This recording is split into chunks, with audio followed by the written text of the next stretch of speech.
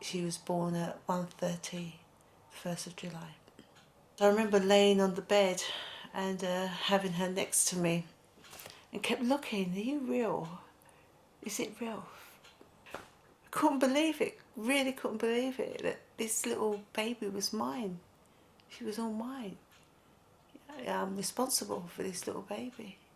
And she'd love just joking around and just playing the clown, doing silly pranks and things like that. And even in school, I know she got in trouble for a few times doing little pranks in school with her friends. So that's the type of person she was. Anytime she walked into the house, there was life. It just, it's hard to explain it. It just came alive. Not like she never had a down moment. She did. She had challenging times with me where she wouldn't listen to me and stuff. But the majority of her time was being a bundle of joy, bundle of laughs. A month before she died, there was some transition going on in Charlotte that I don't even think she could understand why she was doing or not doing what she was supposed to be doing. Yeah, there was stuff happening with her. I remember one particular Friday that she'd come home and she said, Mum, I'm going to my friend's house. And I said to her, fair enough, you can go. And she went. And she never came back that Friday. And she's never done that. Never has she done that. And I tried to call her, tried to text her. She switched off her phone. And there was nothing more I could do. 8:30 Saturday morning, she walks in. And I'm absolutely fuming because I'm thinking this is, although there were the challenges, 4 weeks beyond, coming up to the Saturday, this is our character for you. So she came in. I said to her, where have you been? And she said, oh, Mummy, I went to my friend's house and, we all crashed out. And I said to her, it's not on. I said to her, you've got your phone. I tried to get through to you. I texted you. I called you. You kept locking off your phone, so you knew that I was trying to get in contact with you. And you're grounded for today. I said, you're not going out. You can stay with me. And she said, Mum, I need to go to my dad's house. And he just lives 2 roads away from where I live. Dad's promised to give me some money. So I said to her, fair enough. I said to her, you go to your dad's house and collect what you need to collect. And I said, you come straight back home. And that was the last time that I spoke to Charlotte. Em is a friend that Charlotte had befriended a few months before she died, and Em was a completely different character to Charlotte, whereas she was more streetwise. She dropped out of school, dropped out of college. She was just more streetwise. She would stop girls and demand things off young girls, or what you're doing in my area. And they had all arranged to meet up at this 16th birthday party. But as Charlotte's on her way to the party, Em had an ongoing feud with another girl called Beatriz. And Em used to bully her for no reason, saying, what have you got for me? On one occasion took her phone. And every time they would meet up, not intentionally, they would just bump into each other, and Em used to just come over very intimidating to her. Just took a complete dislike to Beatrice for no apparent reason. And so this ongoing feud was going on, which Em started between Em and Beatrice, and what they had decided that Saturday was to meet up at this 16th birthday party and have it out. And Charlotte's on the way to the party with a few of her other friends, not knowing that this was going to happen. And so Em and Beatrice, they're on the phone. Beatrice is actually on the bus, and we've actually had witnesses coming into court to verify what actually happened, the driver, because Beatrice was shouting on the phone to Em. They were literally shouting at each other, come to this party. Beatrice would say things like, I'm going to stab you, I'm going to shank you, I'm going to stab your sister. And there was a literal argument on the bus, Beatrice on the phone to M.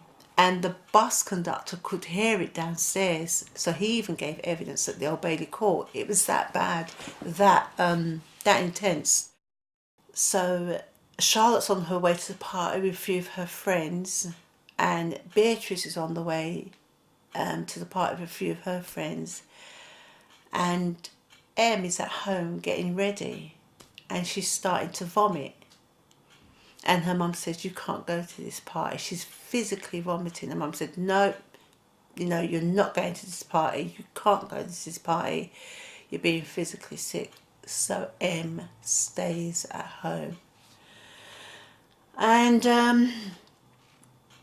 from what the witnesses have said in court, the party was going fine. You had 15, 16, 17-year-olds there. It was the 16th birthday party. You had adults there who was at the back of the house in the marquee. So you've had the uncles and the aunties there. All the young people were in the front room having a great time. Charlotte, from what witnesses have said, Charlotte and Beatrice walked past each other a couple of times. Nothing had happened, nothing had occurred, everyone was having a great time. Then around 11:30 on the dance floor they exchanged words, and with that Charlotte's left the dance floor. She's gone upstairs with two of her friends, gone into the bedroom, and there was a bunch of girls in the bedroom doing their makeup and probably just freshen up and stuff like that. And Charlotte's come out of the bedroom to go into the toilet, and Beatrice has come up the stairs and her cousin's behind her. She's come up the stairs and Charlotte and Beatrice have met on the landing. And with that, Beatrice said to Charlotte, what did you say to me downstairs? And Charlotte, with her arm, she said, what? What do you mean? And Beatrice plunged a knife once into Charlotte, and Charlotte collapsed back into the bedroom, into the arms of one of her friends.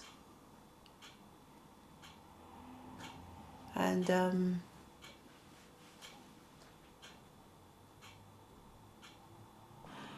so as Charlotte's heart's beating, the blood is just pumping everywhere, and all the girls in the bedroom are now screaming and screaming downstairs that Charlotte's been stabbed.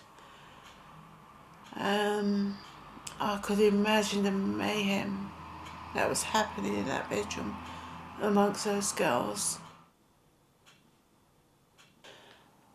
I was at home, oblivious, absolutely oblivious to anything. I was asleep, still thinking she's safe, still thinking she's with her dad. A police officer rang and said, your daughter's been in a serious incident and we're coming to collect you. Just got in the police car. All I could see was they were going so fast, sirens and everything. When I remember walking through Casualty with the police officers and all the young people just holding each other and crying, embracing each other and crying. It didn't dawn on me.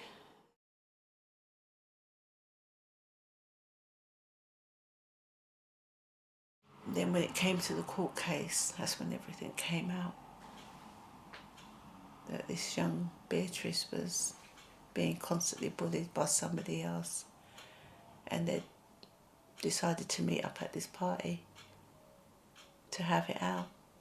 Because Marisha had already threatened Beatrice with a knife, so Beatrice knew that if she was going to fight with this girl, she's going to have some form of weapon with her, because this girl's already threatened her with a knife.